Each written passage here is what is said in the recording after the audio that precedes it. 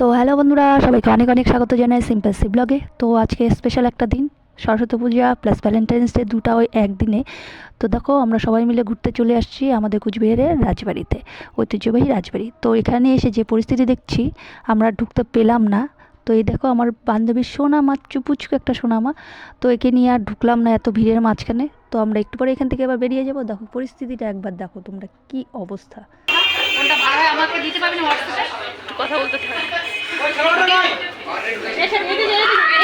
তো বন্ধুরা, ঘুরতে তো আর পেলাম না, রাজবাড়িতে ঢুকতে পেলাম না। তো সোজা আমরা চলে আসছি এখন রেস্টুরেন্টে। দেখো রেস্টুরেন্টে বসে গেছি, এই যে বান্ধবী আর পুচকু একটা সোনামা।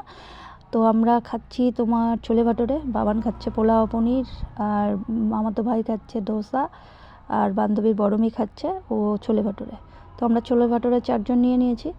তো আমরা এখন খেয়ে খাবো, খেয়ে দেখি পুচকুকে নিয়ে আর ঘোরা টোরা হবে কি না জানি না, হয়তো সোজা চলে যাব বাড়িতে।